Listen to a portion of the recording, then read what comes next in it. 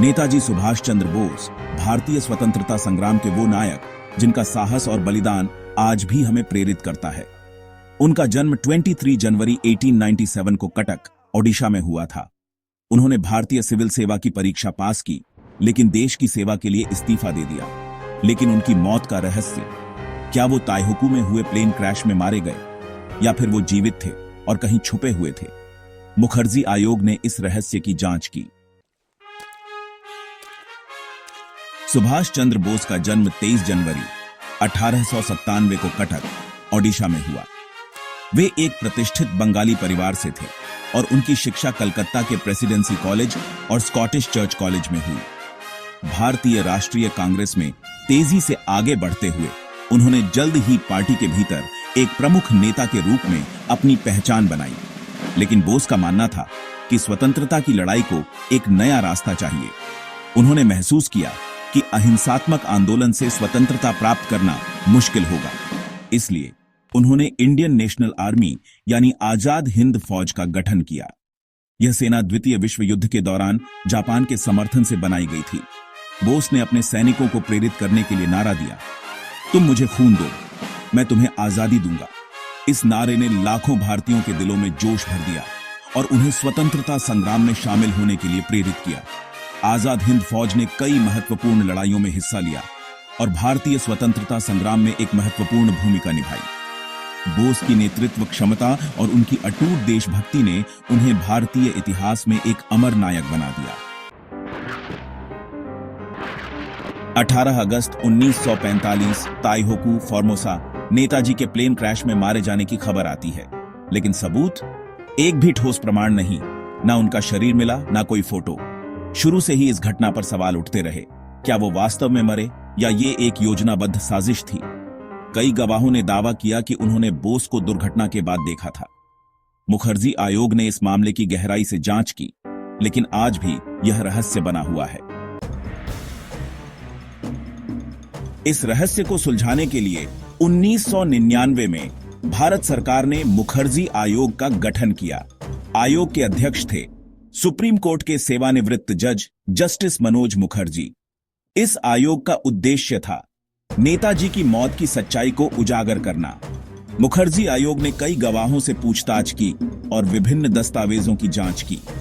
आयोग ने अपनी रिपोर्ट में नेताजी की मृत्यु के बारे में कई महत्वपूर्ण निष्कर्ष निकाले।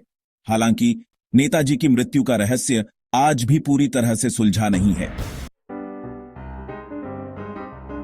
मुखर्जी आयोग ने ताइवान, जापान, रूस और भारत सहित कई देशों की यात्रा की। उन्होंने सैकड़ों गवाहों के बयान लिए।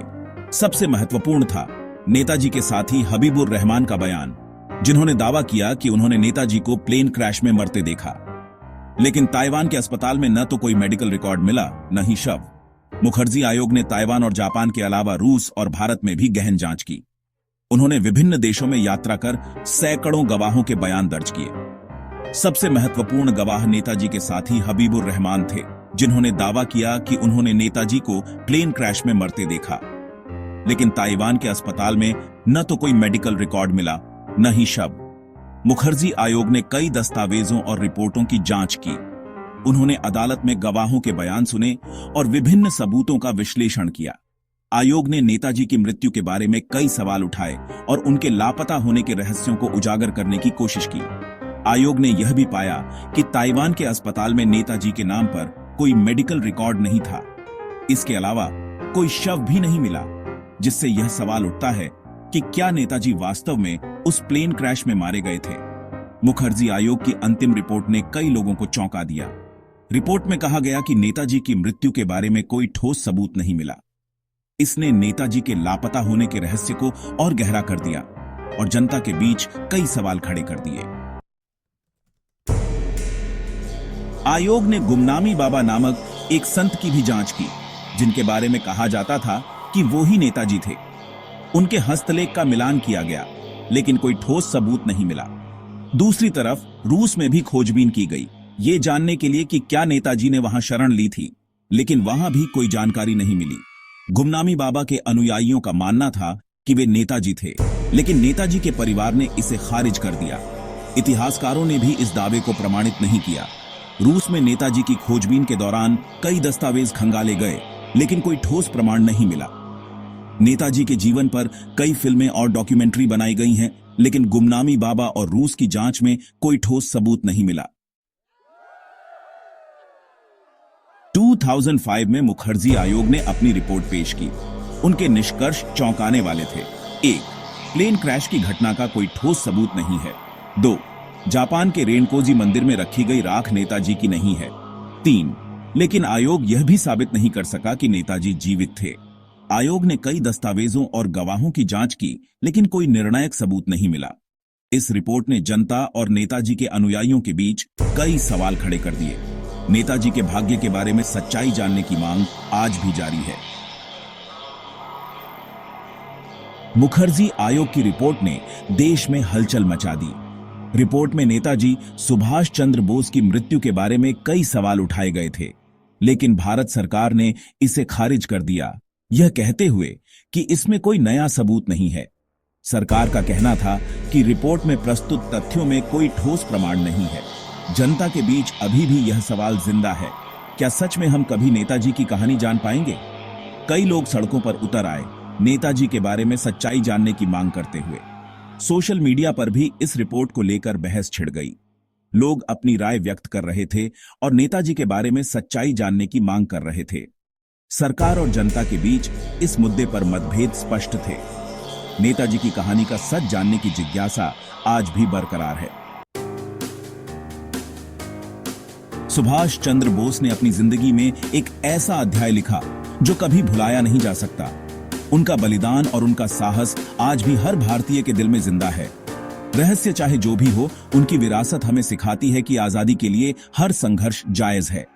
नेताजी का सपना था एक स्वतंत्र और सशक्त भारत, और उनकी प्रेरणा आज भी हमें आगे बढ़ने के लिए प्रेरित करती है।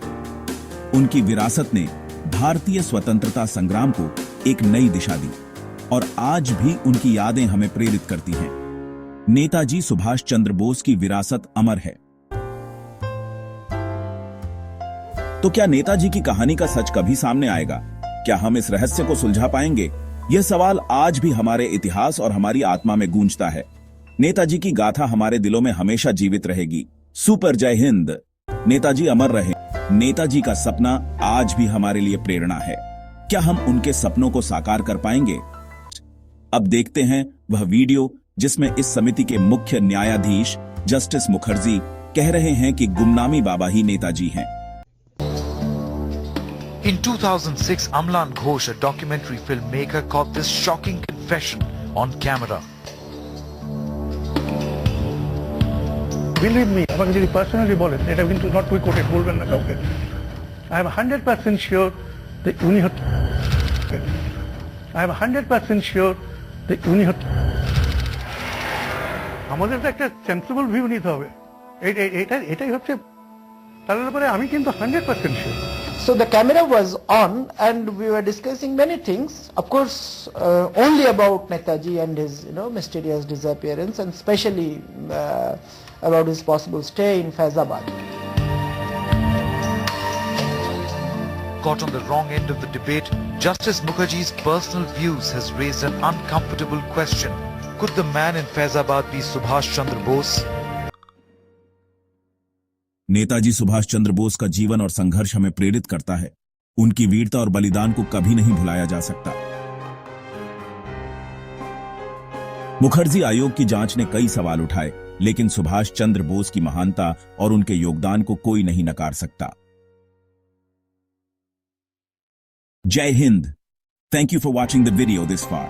If you are liking our videos, please like, share, comment, and subscribe. Jai Hind, Jai Bharat, Jai Netaji. Let's give Netaji the love and respect that he deserves.